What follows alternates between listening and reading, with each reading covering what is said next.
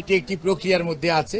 এখন পর্যন্ত দেশ এবং কোন প্রতিষ্ঠান এটি ফাইনালাইজ হয় নাই, কারণ ওনার এটা আমরা বলি ডাক্তারি ভাষায় গ্লোবাল ইভ্যালুয়েশন। গ্লোবাল মিনস হচ্ছে 360 ডিগ্রি ইভ্যালুয়েশন, অর্থাৎ সকল কিছুর ওনার এই যে দীর্ঘ সময় কারান্তরীণ ছিলেন, বিভিন্ন অসুখ আপনাদেরকে আমরা বিভিন্ন সময় বলেছি, কাজে এটি হয়তো খুব সহসা হবে, বাট এখন পর্যন্ত এটা নিয়ে মন্তব্য করার সময় আসে নাই। ধন্যবাদ।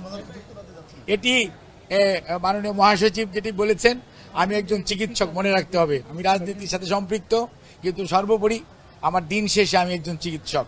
তাই আমি এমন কোনো কথা বলবো না যেটি পরবর্তীতে সেই কথাটি কথা হিসেবে থাকবে না। না, উনি খুব সহসাই যাবেন, এটাও যেমন মহাসচিব বলেছেন, উনি এটা বুঝে শুনেই বলেছেন। এই মুহূর্তে প্রায় 11 জন আছে যারা দুই চোখে দেখে না, কিন্তু তারা অন্ধ হয়ে গেছে কথাটি আমরা বলবো না, কারণ গুলি লেগেছে, ফুলেছে, কাজে ইনজুর্ড হয়েছে। এটা ইডিমা কমলে কিছু কিছু পারসেপশন আসবে, আপনার আমার মতো দেখবে না, কিন্তু হয়তো বাথরুমে যাওয়া, ডে টু ডে গোসল করা, এগুলো হয়তো কিছু কিছু করতে পারবে। আবার কেউ আছে এটাও হয়তো করতে পারবে না।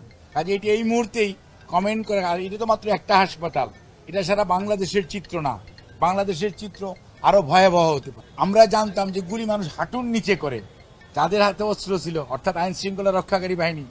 আবু সাইদকে যেমন দেখেছেন, ঠিক একইভাবে ইনারা মানুষকে মাথায় গুলি না করলে মানুষকে কি, আর এক একজনের শরীরে 50 থেকে শুরু করে 450 পর্যন্ত প্লেট খালি মাথায়, তাহলে আপনি বুঝতে পারেন কতটুকু প্রতিহিংসা পরায়ণ হয়ে এই আইন শৃঙ্খলা রক্ষাকারী বাহিনীর কতিপয় সদস্য গুলি করে দেন। তারাই গুলিটা কিন্তু হাঁটুর নিচেও করতে পারতো, কিন্তু তাদের মধ্যে প্রফেশনালিজম কাজ করে নাই।